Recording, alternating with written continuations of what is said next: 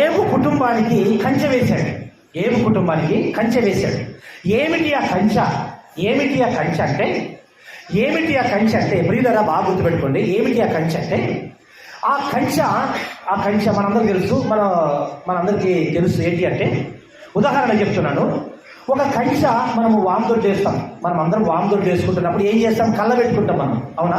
కళ్ళ పెట్టుకుంటాం. ఎందుకోసం కళ్ళ పెట్టుకుంటాం మనం? పశువులు రాకూడదని, అంటే నావి కాని పశువులు వచ్చి నా మేతను మేయకూడదు అనేటువంటి ఆలోచనతో మనం కంచె వేస్తాం. అవునా కాదా? రెండవది, మన ఇంటి చుట్టూ మనకు అర్థం కావడానికి మన ఇంటి చుట్టూ ఏం చేసుకుంటాం? మనము కాంపౌండ్ వల్ల నిర్మాణిస్తాం. అవునా కాదా? కాంపౌండ్ వల్ల నిర్మాణం చేస్తాం. లేదా రెండవది, ఇది ఎందుకోసం ఈ కాంపౌండ్ వల్ల నిర్మాణం చేస్తాం? మనల్ని కాని వ్యక్తులు, మనల్ని కాదని పరాయి వ్యక్తులు మన ఇంట్లోనికి రాకూడదని. అవునా కాదా? మనల్ని కాదని పరాయి వ్యక్తులు మన ఇంట్లోనికి రాకూడదు. మన పర్మిషన్ లేకుండా వేరే వ్యక్తులు మనల్ని కాదని మన ఇంట్లోనికి రాకూడదని మనం ఏం చేస్తాం తెలుసా? రౌండ్ కంచె వేసి లేదా కాంపౌండ్ వాళ్ళు కట్టుకొని అందులో గేటు పెట్టుకుంటాం. ఆ గేటు లాక్ వేసుకొని మన దగ్గర పెట్టుకుంటాం. మీరు అలా బాగుంది పెట్టుకోండి. దేవుడు ఈ రాత్రి ఏబు కూడా, భక్తుడైనటువంటి ఏబు కూడా దేవుడు ఒక కంచె వేశాడు. ఆ కంచె ఎలాంటిది అంటే, ఈ లౌకికమైనటువంటి కంచె కాదు. ఈ లౌకికమైనటువంటి కంచె అంటే ఎవరు రాకుండా కంచె ఉండేది కాదు. ఆ కంచె ఎలాంటిదంటే ప్రియులరా, ఆ కంచె ఎలాంటి కంచెో మీ అందరికీ తెలియజేస్తున్నాను ఈ రాత్రి. ఇదిగో ఈ ప్రత్యేకంగా ఈ కూడిక ఏర్పాటు చేసినటువంటి ఈ 5 కుటుంబాలకు ఈరోజు వలస వెళ్ళి తిరిగి వచ్చేంత వరకు కూడా ఇలాంటి కంచె దేవుడు వారి కుటుంబం అంతటికి, సంఘం అంతటికి దేవుడు అనుగ్రహించాలి అని ఈ కంచె గురించి మీ అందరికి చెప్తున్నాను. ఆ కంచె ఎలా ఉంటుంది అంటే, ఒకసారి ఏబు గ్రంథము 1వ అధ్యాయము, 1వ అధ్యాయము 10వ వచనాన్ని ఒకసారి చదువుకుందాం. ఏబు గ్రంథము 1వ అధ్యాయము 10వ వచనం. నీవు అతనికి అతని ఇంటి వారికి అతనికి కలిగిన సమస్తమునకు చుట్టూ కంచె వేసితివి గదా. నీవు అతని చేతి పనిని దీవించుచుండుట చేత అతని ఆస్తి దేశములో బహుగా విస్తరించి ఉన్నది. దేవుని నామమునకు మహిమ కలుగును గాక. గట్టిగా చెప్పాలి. ప్రియులరా గమనించండి, భక్తుడు ఏబు, గ్రంథకర్త ఏబు ఎవరు మాట్లాడుతున్నారు అంటే ఏబు గురించి ఎవరెవరు మాట్లాడుతున్నారు అంటే దేవుడు, దయ్యము మాట్లాడుతుంది. ఎవరెవరు? దేవుడు, దయ్యము కలిసి మాట్లాడుతున్నారు. ఎవరి గురించి మాట్లాడుతున్నారు? ఏబు గురించి. ఏబు ఎవరు? నీతిమంతుడు, భక్తిపరుడు. అవునా? ఈ ఏబు గురించి ఏమని మాట్లాడుతుంది అంటే, చదవండి 8వ వచనం. దేవుడు అంటున్నాడు 8వ వచనంలో, అపవాదిని చూసి అందుకు యెహోవా, నీవు నా సేవకుడైన ఏబు సంగతి ఆలోచించితివా? అతడు యథార్థవంతుడు. ఏమండి బాగా వినండి అమ్మ, వింటున్నారా? వినండి. ఎక్కువ సమయం చెప్పను, కొద్ది నిమిషాలే క్లుప్తంగా మనందరికి అర్థమయ్యేటట్టు, దేవుని కంచె మనందరికి ఉండేటట్టుగా కొద్ది నిమిషాలు చెప్తాను. ప్రియులరా, దేవుడు అపవాదితో అంటున్నాడు, ఓ అపవాది, ఇదిగో నా కుమారుడైన ఏబు సంగతిని మీరు చూసితివా అంటున్నాడు. ఎవరి గురించి? ఏబు గురించి. ఎందుకు ఏబు గురించి మాట్లాడుతున్నాడు అంటే, చూడండి, అతడు యథార్థవంతుడు, న్యాయవంతుడు, దేవుని యందు అనగా నా యందు భయభక్తులు కలిగిన వాడు, చెడుతనమును విసర్జించిన వాడు, అతని వంటి వాడు ఎవడునూ లేడు. ఎవరి వంటి వాడు? ఏబు వంటి వాడు ఎవడును లేడు. 9వ వచనం. అని అడుగగా అపవాది అంటుంది. ఇప్పుడు అపవాది అంటుంది, ఓ దేవా, ఏబు ఊరుకనే దేవుని యందు భయభక్తులు గలవాడాయనా? నీవు అతనికి, అతని ఇంటి వారికి, అతనికి కలిగిన సమస్తమునకు చుట్టూ కంచె వేసితివి కదా. ప్రియులారా బాగా గుర్తుపెట్టుకోండి, ఏం వేసామని చెప్తుంది అపవాది. ఎవరు చెప్తున్నారు ఈ మాట? అపవాది చెప్తుంది. అయ్యా, ఇదిగో దేవుడేమో, ఇదిగో నా కుమారులు చూడండి, నా భక్తులు చూడండి, నా విశ్వాసులు చూడండి, ఎంత భక్తిపరులు, ఎంత యథార్థవంతులు, ఎంత న్యాయవంతుడు అని దేవుడు తన భక్తుల గురించి చెప్తుంటే, అపవాది అంటుంది, ఓ దేవా, ఊరికనే యథార్థవంతుడాయన, ఊరికనే యథార్థవంతుడాయన అతను చుట్టూ వేసావు, ఏమేసావు? అతను చుట్టూ నువ్వేమేసావు? కంచె వేసావు. ఆ కంచె, అందుకనే ఆ కంచె ఎలాంటిదంటే, అపవాది ఆ కంచె నుండి అపవాది ఏబు కుటుంబంలోనికి ఎంటర్ అవ్వాలనుకుంది. అమ్మ వింటున్నారా? ఏబు కుటుంబంలోనికి ఎంటర్ అవ్వాలనుకుంది. ఎందుకో తెలుసా? ఏబును పడగొట్టాలని, ఏబును నాశనం చేయాలి అని, ఏబును నలుగుగొట్టాలి అని, ఏబు కుటుంబాన్ని సర్వనాశనం చేయాలనేటువంటి ఆలోచనతో అపవాది పన్నాగం పడింది. పన్నాగం పడితే దేవుడు ఆ ఏబు అంటున్నాడు, ఆ ఏబుని అంటున్న దేవుడు అంటున్నాడు, నా కుమారుడు చూసామంటే అతను అంటున్నాడు, అపవాది అంటున్నాడు, ఊరికనే యథార్థవంతుడు ఆయన, అతను చుట్టూ ఏమేశావు? కంచె వేశావు. ఏ కంచె అది? ఇలాంటి కాంపౌండ్ వాళ్ళ కంచె కాదు, ముళ్ళ కంచె కాదు. ఏ కంచె తెలుసా? ఆత్మ కంచె. ఏ కంచె అది? ఆ కంచె దేనికి కాపాడుతుంది తెలుసా? ఆ కంచె దేనికి ఉపయోగపడుతుంది అంటే, ఈ కాంపౌండ్ వల్ల ఉంది, ఈ కాంపౌండ్ వల్ల పశువులు రాకుండా, కుక్కలు రాకుండా, మనల్ని కాని వ్యక్తులు రాకుండా ఈ కంచె కాపాడుతుంది. అవునా కదా? ఈ కంచె దేవుడు వేసిన కంచె అపవాది రాకుండా కాపాడుతుంది. ఏం కాపాడుతుంది? అపవాది. అందుకని అపవాది అంటుంది, ఊరికనే యథార్థవంతుడు ఆయన, అతని చుట్టూ నువ్వు ఏమేశావు? కంచె వేశావు. ఒక్కసారి ఆ కంచె వచ్చి నానేంటో చూపిస్తానంటుంది అపవాది. ప్రియులరా, దేవుడి రాత్రి మన కుటుంబాలకు కూడా కంచె వేయాలి, మన కుటుంబాలు కూడా కంచె వేయాలి, మనల్ని కాపాడాలి. ఆ కంచె ఏం కాపాడుతుంది అంటే, ఒకటి అపవాది నుండి కాపాడుతుంది, రెండవది సాతాను శోధన నుండి కాపాడుతుంది ఆ కంచె, మూడవది దుష్ట శక్తుల నుండి కాపాడుతుంది. నీ కుటుంబంలోనికి ఎటువంటి ఆపదలు రాకుండా ఆ కంచె కాపాడుతుంది. ఎంతమంది కావాలనుకుంటారు ఆ కంచె? అటువంటి కంచె ఎంతమంది కావాలనుకుంటారు? ఒకసారి చేతులెత్తారా? ఆ కంచె దేవుడు ఏబుకు వేసినటువంటి కంచె ఎంతమంది కావాలనుకుంటున్నారు? ప్రియులరా, మరి మనం అందరము కావాలనుకుంటున్నటువంటి వాళ్ళని, అవునా కదా? మనం అందరము ఆ కంచె కావాలనుకుంటున్నాం. ఆ కంచె అపవాది నుండి తప్పించేటువంటి కంచె, ఆ కంచె సాతాను నుండి తప్పించేటువంటి కంచె, ఆ కంచె రోగాల నుండి తప్పించేటువంటి కంచె, ఆ కంచె ఏ దుష్ట శక్తులు దరిదాపులు రాకుండా కాపాడే కంచె. ఆ కంచె ప్రతి ఒక్కరు కావాలని కోరుకుంటున్నాం. మరి ఆ కంచె కావాలి అంటే మరి మనం ఏం చేయాలి? ఇది ప్రశ్న. ఇప్పుడు ఏంటో తెలుసా? ఆ కంచె కావాలని అందరూ చేతులు ఎత్తారు కదా, అవునా కదా? ఆ కంచె కావాలని మనం అందరూ చేతులు ఎత్తినప్పుడు మరి ఆ కంచె మనకు కావాలి అంటే ఏబు కూడా ఒక పని చేశాడు, అవునా? ఏబు ఒక పని చేశాడు. ఏబు పని చేశాడు కాబట్టి ఆ దేవుడు ఏబు చుట్టూ ఏమేశాడంట? కంచె వేశాడు. మరి మనం కావాలనుకుంటున్నాం కదా కంచె, మనం కూడా దేవుని కంచె మన చుట్టూ కావాలనుకుంటున్నాం కదా. మరి దేవుని కంచె మనం కావాలనుకుంటున్నప్పుడు మరి దేవుడు కంచె కావాలంటే మనం ఏం చేయాలి? ఇది ప్రశ్న. ప్రియులరా, గమనించండి. ఇప్పుడు ఆ కంచె ఎవరెవరికి వేసాడంటే ఏబు కుటుంబానికి?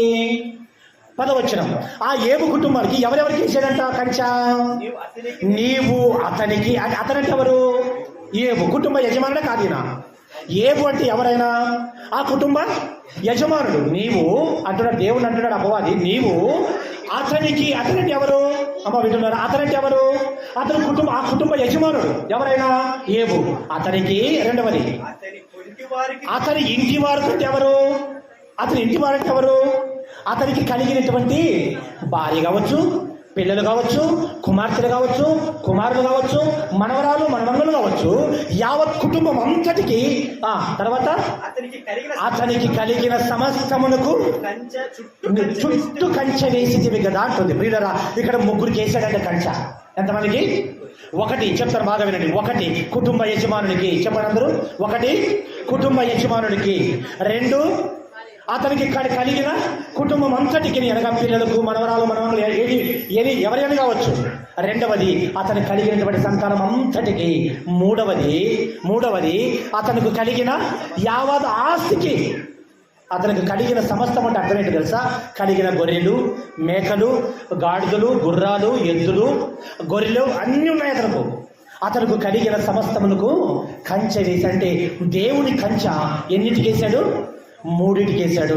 ఒకటి కుటుంబ యజమానులకి, 2 అతని పిల్లలకు, అతని సంతానములకు, 3 అతని సంపాదనకు. ప్రియులరా, గుర్తుపెట్టుకోండి, ఈ 3టికి దేవుడు కంచె వేశాడు. ఆ కంచె వేయడానికి గల కారణం ఏంటి? ఏబు చుట్టూ కంచె వేయడానికి గల కారణం ఏంటో అది మీకు తెలిస్తే, అది మనకు తెలిస్తే మనము కూడా ఆ కంచె వేయడానికి ఇష్టపడతాం, అవునే కదా? అది ఎందుకు వేసాడు ఏబుకి? అసలు ఏబుకు ఆ కంచె ఎందుకు వేశాడు? ఏబుకు ఎందుకు వేశాడో అది మనకు తెలిస్తే మన చుట్టూ కూడా కంచె వేసుకోవడానికి అవకాశము ఉంటుంది. మొట్టమొదటిగా చెప్తున్నాను ప్రియులారా, ఏబు చుట్టూ కంచె వేయడానికి గల కారణం ఏంటి? అందుకని అంశం ఇది. ఏబు చుట్టూ కంచె వేయడానికి గల కారణం ఏంటి అంటే దేవుడు చెప్తున్నాడు ఈ రాత్రి మనందరితో మాట్లాడుతున్నాడు. మొట్టమొదటిగా నీవు అతనికి అన్నాడు కదా, అతనికి ఎందుకు వేశాడో చెప్తా. మొదటి వచ్చిన చదవండి, మొదటి వచ్చిన ఏబు అని ఒక మనుషుడు ఉండేను, అతడు యథార్థవంతుడు. బాగా గమనించండి, అతనికి అన్నాడు కదా, అతనికి ఎవరు? ఆ కుటుంబ యజమానుడు. ఆ కుటుంబ యజమానుడికి ఎందుకు కంచె వేశాడు అంటే, ఒకటి అతడు ఎవరంట? యథార్థవంతుడు. ఒకటి, రెండు న్యాయవంతుడు, మూడు దేవుని యందు భయభక్తులు కలిగిన వాడు, నాలుగవది చెడుతనమును విసర్జించిన వాడు. ప్రియులారా బాగా గుర్తుపెట్టుకోండి, దేవుడు కుటుంబ యజమానులకు కంచె వేయాలి అంటే వారిలో దేవుడు చూసేది ఏంటో తెలుసా? ఏం చూస్తాడంట? ఏం చూశాడంట? ఒకటి గట్టిగా యథార్థత, రెండు న్యాయవంతుడు, మూడు చెడుతనను విసర్జించి, మూడు దేవుని యందు భయభక్తులు కలిగిన వాడు అని చూశాడంట. దేవుడు ఏం చూశాడంట? మూడు విషయాలు చూశాడంట. ఎవరిని చూశాడంటే? మూడు విషయాలు. ఏబు చూశాడంట. ఏమని చూశాడు? ఎందుకు వేశాడు కంచె అంటే, ఇదిగో ఏబు న్యాయవంతుడట, యథార్థవంతుడంట, దేవుడి యందు భయభక్తులు కలివాడంట. అందుకనే చెడు అని దాన్ని దరిదాపులు కూడా రానిచ్చేవాడు కాదంట. అందువల్ల ఏబు అతనికి ఏం చేశాడు? కంచె వేశాడు. చదవండి ఒకసారి 91:14 వచ్చిన కీర్తన గ్రంథం 91వ అధ్యాయం. 91వ అధ్యాయము కీర్తన గ్రంథం 14 వచ్చిన. అమ్మ చదువుతున్నారా? కాదు, 91వ కీర్తన 14 వచ్చిన. అతడు నన్ను ప్రేమించుచున్నాడు గనక, అతడు నన్ను ప్రేమించుచున్నాడు గనక నేను అతనిని తప్పించదను. దేని తప్పిస్తాడు? బాగా వినండి అమ్మా, వింటున్నారా? అతడు నన్ను ప్రేమించుచున్నాడు కనుక నేనేం చేస్తాను? ఎవరంటున్నారు ఈ మాట? దేవుడు అంటున్నాడు. ఏబు నన్ను ప్రేమిస్తున్నాడు కనుక నేను అతన్ని తప్పించుచున్నాను. దేని నుండి తప్పిస్తున్నాను? ఆపదలో నుండి తప్పిస్తున్నాను, శ్రమలో నుండి తప్పిస్తున్నాను, ఇబ్బందుల నుండి తప్పిస్తున్నాను, రోగాల నుండి తప్పిస్తున్నాను, ఎటువంటి సాతాను శోధన నుండి, అంధకార చీకటి శక్తుల నుండి తప్పిస్తున్నాను. ఎందుకంటే ఏబు నన్ను ఏం చేస్తున్నాడట? కుటుంబ యజమానుడు ఏం చేస్తున్నాడటమ్మా? ప్రేమిస్తున్నాడు కనుక నేనేం చేస్తున్నాను? అతన్ని తప్పించదను. ఏ చీకటి శక్తులు కూడా దరిదాపులకు రాకుండా అతన్ని నేను తప్పించదను. ప్రియులారా గుర్తుపెట్టుకోండి, మొట్టమొదటిగా కుటుంబ యజమానుడుగా, తల్లిదండ్రులారా, అమ్మ మీ కుటుంబాన్ని దేవుడు సంరక్షించాలి అంటే ఫస్ట్ ఆఫ్ ఆల్ కుటుంబ యజమానుడుగా ఏం చేయాలంట? నీవు అతనికి అంటున్నాడు కదా, దేవుని మనము ప్రేమిస్తే అతనికి. ఎందుకు వేసాడంటే ఏబు కంచె? ఎందుకు వేసాడంటే ఏబు కంచె? అతడు ఏం చూశాడంటే అతని యథార్థవంతుడు, ఒకటి న్యాయవంతుడు, రెండు మూడు దేవుని యందు భయభక్తులు కలిగిన వాడు, నాలుగు చెడుతనమును విసర్జించాడు కనుక అతడు నన్ను ప్రేమించాడు, నేను అతనిని తప్పించేదని. ప్రియులారా గుర్తుపెట్టుకోండి, మనము దేవుని ఏం చేయాలి? మనం తప్పించుకోవాలంటే దేవుడు మన చుట్టూ కుటుంబ యజమానుల చుట్టూ కంచె వేయాలంటే ఏం చేయాలంటే వాడు దేవుణ్ణి ప్రేమించాలి. నీవు దేవుని ప్రేమిస్తే దేవుడు నిన్ను ఏం చేస్తాడు? తప్పిస్తాడు. నాశనకరమైన తెగుడు రాకుండా నిన్ను తప్పిస్తాడు. ఇది మొట్టమొదటిది. ఇది మొదటిది. రెండవది చెప్తున్నాను. రెండవది ఏంటంటే అది చదవండి ఒకసారి. ఏబు 1:10 నీవు అతనికి అతని ఇంటి వారికి అనేటువంటి మాట రాయబడింది. అతని ఇంటి వారికి అనేటువంటి మాట రాయబడింది. ప్రియులారా మొట్టమొదటిగా మనం చూసాము, అతనికి ఎందుకు తప్పిస్తున్నాడో చూసాము, అతనికి ఎందుకు కంచె వేశాడో మనం చూసాం. ఎందుకు వేశాడంటే ఏబు కంచె? అతడు యథార్థవంతుడు, న్యాయవంతుడు, దేవుని యందు భయభక్తులు కలిగిన వాడు, చెడుతనమును విసర్జించాడు కనుక అతను చుట్టూ దేవుడు ఏం చేశాడు? కంచె వేశాడు. ఇప్పుడు రెండవది ఎవరికి వేస్తున్నాడు కంచె? అతని సంతానమునకు. అంతేనా? ఎవరికంటమ్మా? అతని సంతానమునకు. అతని సంతానానికి ఎందుకు వేశాడు కంచె? ఏమంటే భక్తిపరుడు, న్యాయవంతుడండి. ఏబుకి వేశాడు, బాగుంది. మరి అతని పిల్లలకి ఎందుకు వేశాడు కంచె? ఎక్కడైనా అతని పిల్లలు ప్రార్థన చేసినట్టు చూసారా? అతని పిల్లలు ఎక్కడైనా భక్తిగా ఉన్నట్టు చూసారా? మరి అతని పిల్లలు ఎక్కడైనా ప్రార్థనలో ఉండి, ఉపవాస ప్రార్థనలో ఉండి దేవుని తండ్రి అని ఆరాధించినట్టు చూసారా? మరి అతని పిల్లలకి ఎందుకు వేశాడు కంచె దేవుడు అనేది రెండవ ప్రశ్న. ప్రియులారా అతని పిల్లలకు దేవుడు ఎందుకు కంచె వేశాడంటే, రండి ఒకసారి ఏబు గ్రంథము 1వ అధ్యాయము 5వ వచనం. ఏబు గ్రంథము 1వ అధ్యాయము 5వ వచనం. వారి వారి విందు దినములు పూర్తి కాగా బాగా గమనించండమ్మా, ఎందుకు వస్తున్నాం తెలుసు ఇక్కడికి? ఈ వచనం ఎందుకు చదువుతున్నాం తెలుసా?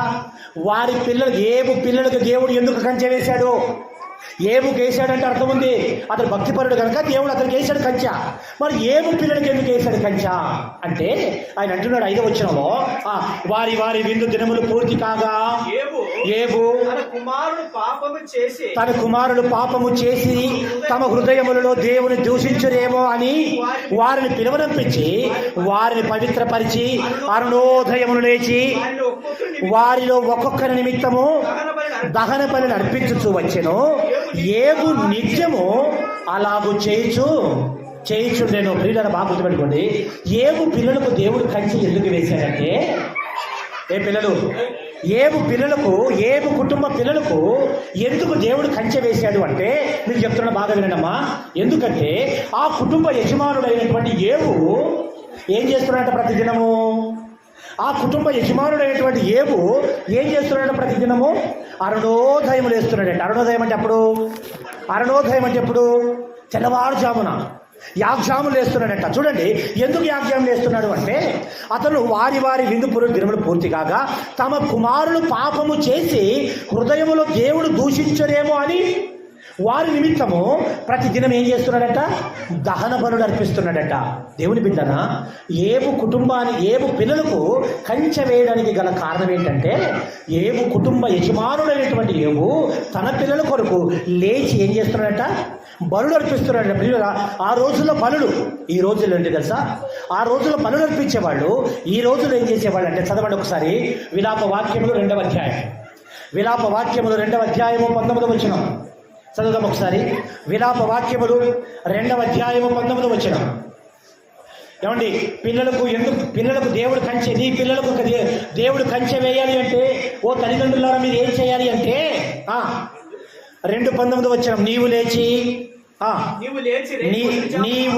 అమ్మా మీకు చెప్తున్నాడు దేవుడు, మనకి చెప్తున్నాడు, కుటుంబ యజమానులకు చెప్తున్నాడు, స్త్రీలకు పురుషులకు అందరికి చెప్తున్నాడు.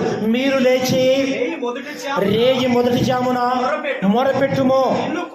ఎందుకు మొరపెట్టాలి? ఎలా మొరపెట్టాలి అంటే నీళ్లు కుమ్మరించినట్లు ప్రభు సన్నిధిలో నీ హృదయమును కుమ్మరించుము. ఎందుకోసం కుమ్మరించాలంట? ఎందుకోసం అంటే నీ పసిపిల్లల ప్రాణము కొరకు నీ చేతులు ఆయన తట్టు ఎత్తుము. ప్రతి వీధి మొగను ఆకలికొని వారు మూర్ఛిల్లుచున్నారు. అమ్మ వింటున్నారా? ఇక్కడ చూడండి, ఏబు అంటున్నాడు ఏబు కుటుంబాన్ని ఎందుకు కాపాడాడు అంటే, ఏబు కుటుంబానికి ఎందుకు దేవుడు కంచె వేశాడు అంటే ఏబు కుటుంబ యజమానుడైనటువంటి ఏబు ఏం చేస్తున్నాడంట? రేయి మొదటి జాములు వేస్తున్నాడట. లేచి నిండుగడవ నీళ్ళు ఎట్లయితే కుమ్మరిస్తామో హృదయంలో ఉన్న భారమంతా దేవుడి సన్నిధిలో పెడుతున్నాడట. దేవుడి సన్నిధిలో కుమ్మరించి ఆయన ఏమంటున్నాడట? కుమ్మరించి ఎవరి కోసం కుమ్మరిస్తున్నాడట? నీ పసిపిల్లల కొరకు, వారి ప్రాణముల కొరకు, వారి యొక్క రక్షణ కొరకు, వారి యొక్క క్షేమము కొరకు, వారి యొక్క ఆరోగ్యము కొరకు, వారి యొక్క ఆయుష్ కొరకు, వారి యొక్క చల్లని దీవెనల కొరకు తల్లిదండ్రులైనటువంటి వాళ్ళు పిల్లల కొరకు ప్రార్థిస్తున్నారట. ఎవరట? ఎందుకు వేశాడు తెలుసా కంచె? ఆ కుటుంబ పిల్లల కోసం. యజమానుడు ఏబు అంటే భక్తిపరుడు కనుక, న్యాయవంతుడు కనుక కంచె వేశాడు. మరి వారి పిల్లలు ఎక్కడ భక్తి చేశారు? వారి పిల్లలు ఎక్కడ ప్రార్థన చేశారు? మరి వాళ్ళకి ఎందుకు కంచె వేశాడంటే తల్లిదండ్రులు చేసేటువంటి ప్రార్థనే పిల్లలకు కంచెగా మారుతుంది. అవునా కాదా? తల్లిదండ్రులు చేసేటువంటి ప్రార్థన వారి పిల్లలకు కంచెగా మారిపోతుంది. అందుకనే ఆయన అంటున్నాడు విలాప వాక్యం 2:19, నీవు లేచి రేయి మొదటి జామున మొరపెట్టు. ఎవరి కోసం? నీ పిల్లల కోసం. అందుకే యేసుప్రభు మనందరూ తెలుసు, ఆయన ఏమంటాడు? ఏడుస్తుంటే అందరూ యేసుప్రభు సిలువ మోసుకొని పోతుంటే అందరూ ఏం చేస్తున్నారంట? అయ్యో దేవుడు ప్రభువా, అయ్యో ఇదిగో మా బోధకుడు మా దేవుడు ఇదిగో ఈ విధంగా మోసుకొని పోతున్నాడు, కొరడాలతో కొడుతున్నాడు, ఊస్తున్నాడంటే ఆయన అంటున్నాడట అమ్మలారా ఏం చేసి ఎవరి కోసం ఏమన్నాడట? ఎవరి కోసమంట? నా కోసం కాదు. ఎవరికంట?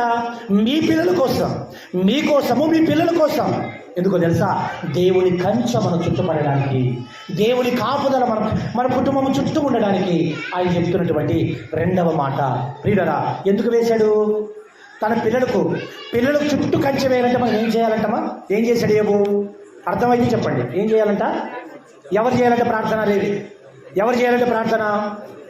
గట్టిగా తల్లిదండ్రులు ఎవరి కోసం చేయాలంట? ఎప్పుడు చేయాలంట? ఎప్పుడంట? మనం చేస్తున్నామా లేదా? మనం అంటే మీకు ఎందుకు చెప్తున్నా ఈ మాట తెలుసా? మనము ఏ క్షణంలో ఎక్కడికి వెళ్తామో తెలియదు. మనం ఎక్కడ అడవుల్లో పనులు చేసుకుంటా, ఏమండి, పనులు చేసుకుంటా రాత్రి అనక పగలనక చెట్లలోనో చాముల్లోనో మనం తిరుగుతూ ఉంటాం. ఏ తేలు పాము విషగండం ఏ ఒక కీటక నాశన దరిదాపులు కూడా రాకూడదంటే తల్లిదండ్రులకు మనం ఏం చేయాలి తెలుసా? మనకు మాత్రమే కాదు, మన పిల్లలకు కూడా ఏ దుష్టశక్తి కూడా రాకూడదంటే తల్లిదండ్రులారా మీకే చెప్తున్నాడు దేవుడు, మనందరూ చెప్తున్నాడు దేవుడు. ఏంటి తెలుసా? ఎప్పుడు లేచి ప్రార్థన చేయాలంట? రేయి మొదటి జామున, తెల్లవారుజామున లేయాలంట. నీళ్ళకు హృదయంలో నుండి నీళ్ళని ఎట్లా కుమరిస్తామో ఆ విధంగా దేవుడి సన్నిధిలో మొరపెట్టాలంట. అయ్యా ప్రభువా, నన్ను కాపాడము, నా కుటుంబాన్ని కాపాడము, నా పిల్లలకు ఆరోగ్యం ఇవ్వము, నా పిల్లలకు మంచి ఉన్నత చదువులు చదివించము, కష్టపడి పని చేసుకుంటున్నాం, ఇదిగో ఏ దుష్టశక్తులు దరిదాపులు కూడా రాకుండా మమ్మల్ని అందరినీ మీ ఆత్మ ద్వారా కంచె వేయండి నాయన అని కన్నీటి ప్రార్థన చేయాలంట. అప్పుడైతే నీకును నీ కుటుంబానికి దేవుడు కంచె వేస్తాడు. అందుకని అపవాది వెళ్ళి ఇదిగో ఏ కుటుంబాన్ని నాశనం చేయడానికి నాశనం చేయాలనుకునింది, కాకపోతే గేట్ దగ్గరికి వెళ్ళింది కానీ గేట్ లోపలికి వెళ్ళలేకపోయింది. అందుకని అపవాది అంటుంది, ఆ ఊరికనే యథార్థవంతుడు ఆయన, నీవు అతని చుట్టూ ఏమేసావు? కంచె వేసావు కదా, ఒక్కసారి ఆ కంచె తొలగించు, నేనేంటో నేను చూపిస్తా అని ఆ రోజు అపవాది ఆ సవాల్ చేస్తున్నట్టుగా చూస్తున్నాం. ప్రియులారా, మరి మనము కూడా మన కుటుంబానికి దేవుడు కంచె వేయాలంటే మొట్టమొదటి కుటుంబ యజమానులకి కంచె వేయాలంటే ఏం చేయాలంట? కుటుంబ యజమానులకి ఆ కంచె వేయాలంటే ఏం చేయాలంట? యథార్థత ఉండాలి. రెండవది న్యాయంగా ఉండాలి. మూడవది దేవుని యందు భక్తి కలిగి ఉండాలి. నాలుగవది చెడుతనమును విసర్జించాలి. ఐదవది దేవుణ్ణి ప్రేమించాలి. అప్పుడైతే అతడు నన్ను ప్రేమించుచున్నాడు కనుక నేను ఏం చేస్తానంట? అతడు నన్ను ప్రేమించుచున్నాడు కనుక నేనేం చేస్తాను? అతనిని తప్పించదను అని దేవుడు చెప్తున్నాడు. దేవుని బిడ్డారా, ఇది మొట్టమొదటిది. రెండవది అన్నాము, నీ పిల్లలకు కంచె వేయాలి దేవుడు అంటే తల్లిదండ్రులకు మనం ఏం చేయాలంట? తల్లిదండ్రులుగా ప్రార్థన చేయాలి. ఎప్పుడు చేయాలి అంటే తెల్లవారుజామున లేయాలి, ప్రార్థన చేయాలి, కన్నీళ్లు ప్రార్థన చేయాలి. అప్పుడైతే నీ కుటుంబానికి నీ సంతానానికి దేవుడు కంచె వేస్తాడు. ఇది రెండవది. మూడవది చెప్తున్నాను, చదవండి. ఏబు గ్రంథం 1:10. ఏబు గ్రంథం 1:10. ఒకటి ఏమన్నాడు? నీవు అతనికి అన్నాడు. రెండవది అతనికి కలిగిన అతని ఇంటి వారికి అన్నాడు. మూడవది అతనికి కలిగిన సమస్తములకు నీవు కంచె వేసితివి కదా అన్నాడు. అవునా? మూడవది ఏమన్నాడమ్మా? అతనికి కలిగిన సమస్తమునకు నీవు కంచె వేసితివి కదా అన్నాడు. ప్రియులారా, బాగా గుర్తుపెట్టుకోండి. ఈరోజు మనం అందరము ఇక బాగా గుర్తుపెట్టుకోండి, మనము కష్టపడుతున్నాం. మనము తల్లిదండ్రులుగా కష్టపడుతున్నారు, పిల్లలుగా ఆనందపడుతున్నారు, కష్టపడుతున్నారు. తల్లి పిల్లలు కష్టపడి పని చేసుకుంటున్నా కూడా మన కుటుంబాలు ఎలా ఉంటున్నాయి తెలుసా? ఎంత కష్టపడి పని చేసుకుంటున్నా మన జీవితం అంతా చిరిగిపోయిన సంచిలో వేసినట్టు ఉంటుంది. ఎంత కష్టపడినా వెళ్ళడం, ఒక 2 నెలలు వెళ్ళిపోవడం, ఒక 4 నెలలకు వచ్చి కూర్చొని తినడం. నువ్వు అక్కడ కష్టపడిన తల్లి ఇక్కడ కూర్చొని తింటున్నావు. మరి ఏంటి లాభం? దాచబడే ఏదైనా 4 రూపాయలు ఎరకేసుకోలేకపోతున్నాం. కారణం ఏంటి? అదే అప్పులు, అదే బాధలు, అదే అనారోగ్యాలు, అదే శ్రమలు, అదే వేదనలు, అదే కష్టాలు. ఏంటి పరిస్థితి? కారణం ఏంటి అని ఆలోచిస్తే దేవుడు అంటున్నాడు, ఆయన అంటున్నాడు, ఒకటి ఏబు కుటుంబాన్ని అతన్ని కాపాడావు, అతని ఇంటి వారిని కంచె వేశావు, అతను కలిగిన సమస్తములకు కంచె వేశావు. మరి ఏంటి ప్రభువా, మరి మాకెందుకు వేయడం లేదు అని అంటే ఆయన అంటున్నాడు, 91వ కీర్తన రండి ఒకసారి. 91వ కీర్తన మొదటి వచనం చదువుతాను ఒకసారి. కీర్తన గ్రంథం 91వ అధ్యాయము. ఎక్కువ సమయం చెప్పను, ఓన్లీ 5 నిమిషాల్లో నేను ముగింపులోకి వెళ్తాను. ఇక్కడ గుర్తుపెట్టుకోండి, నీకు కలిగినటువంటి సమస్తములకు, నీ ఆస్తి కావచ్చు, నీ కలిగినటువంటి ఆధిక్యత కావచ్చు, నీ అప్పులు బాధ తీరాలన్నా కావచ్చు, ఏవైనా కావచ్చు, దేవుడు ఒక ప్రణాళిక పెట్టాడు. దాని ప్రకారం ఆ ప్రొసీజర్ ప్రకారం మనం ఫాలో అయితే ఖచ్చితంగా దేవుడు మన కుటుంబాలను కూడా అభివృద్ధికరంగా మారుస్తాడు. ఎలాగో అంటే దేవుడు అంటున్నాడు, ఇక్కడ దావీదు అంటున్నాడు, మహోన్నతుని చాటు నివసించువాడు, సర్వశక్తుల నీడను విశ్రమించువాడు ఆయనే. ఏమంటున్నాడు? బాగా గుర్తుపెట్టుకోండి, ఏబు అంతగా దీవించబడడానికి గల కారణం ఏంటి తెలుసా? ఏబు అంతగా ఆశీర్వదింపబడడానికి కారణం ఏంటి తెలుసా? ఏబు ఏ దేశం అంటది? ఏ దేశానికి గొప్ప ధనవంతుడట ఆయన? ఊజు దేశం అంతటికి ధనవంతుడట. ఊదు దేశం అంతటికి గొప్ప ధనవంతుడట ఆయన. అంతగా దీవింపబడడానికి గల కారణం ఏంటంటే ఆయన ఎవరి చాటున ఉన్నాడు తెలుసా? ఎవరి చాటున ఉన్నాడు ఆయన? ఎవరి ఎక్కడ కింద ఉన్నాడు ఆయన? మహోన్నతుడైనటువంటి దేవుడు. ఎవరి చాటంట? మొదటి వచనం. మహోన్నతుడి చాటు నివసిస్తున్నాడు ఆయన. ఎవరి చాటున? ఎవరి చాటు నివసిస్తున్నాడు ఆయన? మహోన్నతుడు ఎవరు తెలుసా? మహోన్నతుడు సర్వలోకాలను సృష్టించినటువంటి సృష్టికర్త. సర్వలోకాలను అనుక్షణము నిత్యము మనల్ని కాపాడుతున్నటువంటి దేవాది దేవుని యొక్క చల్లని దీవెనల చాటున, ఆయన రెక్కల చాటున బ్రతుకుతున్నాడు. ఎవరు? ఏబు. అందువల్ల ఆయన సంపద దేశమంతటి కన్నా గొప్ప సంపదగా మారిపోయిందంట. దేవుని బిడ్డారా, మన సంపద అంతద్దు కానీ కనీసం మన రెక్కల కష్టార్జితం మనకు మిగలాలి, మనము దీవింపబడాలి. ఎలాగో అంటే అందుకని అంటున్నాడు రెండవది, ఆయనే నాకు ఆశ్రయం. ఎవరంటున్నాడు ఈ మాట? దావీదు అంటున్నాడు, ఆయనే నాకు ఆశ్రయం. ఎవరంట? కింద రెండవ వచనం, ఆయనే నాకు ఆశ్రయము, నా కోట, నేను నమ్ముకున్న నా దేవుడని నేను యెహోవాను గురించి చెప్పుచున్నాను. ప్రియులారా, బాగా వినండి. దేవుణ్ణి నమ్ముకున్నటువంటి వాళ్ళు ఎలా ఉంటారు తెలుసా? దేవుని నమ్ముకున్నటువంటి వాళ్ళ భరోసా ఎలా ఉంటుందో తెలుసా? దేవుని నమ్ముకుంటున్నటువంటి భక్తుల యొక్క ఆలోచన ఎలా ఉంటుందో తెలుసా? మనుషుల చాటు నివసించరు, మనుషులు నమ్ముకోరు, వాళ్ళు మనుషులపై ఆధారపడరు. మనుషులు ఈరోజు నమ్మినోడే మోసం చేస్తారండి. ఇప్పుడు ఒక మాట, బయటికి వెళ్తే ఒక మాట. మనుషులు నమ్మినవాడు ఎవడు బాగుపడినట్టు చరిత్రలో లేదో. అందుకనే దావీదు అంటున్న మాట ఏంటో తెలుసా? నేను నమ్ముకున్నది మహోన్నతుడైనా. ఎవరంట? నేను నమ్ముకున్నది మహోన్నతుడైన దేవుణ్ణి. నేను ఎవరి చాటులో ఉన్నానంటే ఆ దేవాది దేవుని చాటున నేనున్నాను. ఆయన నన్ను ఏం చేస్తాడంటే, మూడవ వచనం, ఆయన నన్ను ఏం చేస్తాడు అంటే, ఆయన నన్ను వేటగాని ఉరిలో నుండి నన్ను దేవుడు ఏం చేస్తాడంట? వేటగాడు ఎవడు వేటగాడు? అపవాది వేటగాడు. వేటగాడు ఎవరో తెలుసా? అపవాది. ఎవరిని మింగుదునా అని గర్జించు సింహము వలె. చదవండి ఒకసారి. మొదటి పేతురు 5:8 వచనం. మొదటి పేతురు 5:8 వచనం. పేతురు రాసిన మొదటి పత్రిక 5వ అధ్యాయం 8వ వచనం. ముగిస్తున్నాను, చివరి మాట. మొదటి పేతురు 5:8 వచనం. మా సంఘమా, గుర్తుపెట్టుకోండి, నిబ్బరమైన బుద్ధి గలవారై మెలకువగా ఉండండి. ఎందుకు మెలకువగా ఉండాలి? మీ విరోధి అయిన అపవాది గర్జించు సింహము వలె ఎవరిని మృంగుతున్నా అని తిరుగుచున్నాడట. ఎవరిని మింగాల, ఎవరు నాశనం చేయాలా, ఎవరిని పాడు లేపాలా, ఎవరికి రెక్కులు పెట్టాలా, ఎవరిని విడిదీయాలా, ఏ కుటుంబానికి చిచ్చులు పెట్టాలా, ఏ భార్య భర్తలకు గొడవలు పెట్టి ఇదిగో సంతోషించాలా అని అపవాది గర్జించు సింహం వలె ఎవరిని మృంగుతున్నా అని వెతుకుచూ ఏం చేస్తున్నాడట? తిరుగుతున్నాడట. ఎవరి కుటుంబంలో చిచ్చు పెట్టాలా, ఎవరికి గొడవ పెట్టాలా, ఎవరికి రింపులు పెట్టాలా, ఎవరికి దేవుని మందిరానికి వెళ్ళకుండా ఎవరిని పాడు చేయాలని వాడు తిరుగుతున్నాడట. అందువల్ల వాడు అదంతా గమనించినటువంటి ఏబు, అదంతా గమనించినటువంటి దావీదు అంటున్నాడు, నేను మహోన్నతుడైనటువంటి దేవుని చాటున నివసిస్తున్నాను. మూడవ వచనం, ఆయన ఏం చేస్తున్నాడట? ఆయన నన్ను వేటగాని ఊరిలో నుండి మూడవ వచనం, ఆయన వేటగాని ఊరిలో నుండి ఆయన నన్ను విడిపించును. రెండవది, నాశనకరమైన తెగులు రాకుండా నన్ను కాపాడును. బాగా వినండి. దేవుని నమ్ముకున్న వాళ్ళకి ఏముంటుందో తెలుసా? ఒకటి, వేటగాని ఊరిలో నుండి రక్షిస్తాడు. ఏంటంట? ఎవరి ఊరు ఏంటది? వేటగాడు. ఎవడా వేటగాడు? అపవాది, దుష్ట శక్తుడు, సాతాను, అంధకార చీకటి శక్తుడు. వాడి యొక్క గురిలో నుండి ఏం చేస్తాడు? దేవుడు కాపాడతాడట. చదవండి రెండవది. ఒకటి, వేటగాని ఊరిలో నుండి తప్పిస్తాడు. నాశనకరమైన తెగుళ్ళు రాకుండా ఆయన రక్షిస్తాడంట. అమ్మ వినండి, బాగా గమనించండి. దేవుడు నమ్ముకున్నవాడు వాళ్ళు ఏం చేస్తాడు తెలుసా? ఒకటి, వేటగాని ఊళ్ళో నుండి కాపాడతాడు. రెండవది, నాశనకరమైన తెగులు రాకుండా తప్పిస్తాడు. మూడవది, 4వ వచనం అలాగే, ఆయన తన రెక్కలతో నిన్ను కప్పును, ఆయన రెక్కల క్రింద నీకు ఆశ్రయం కలుగును.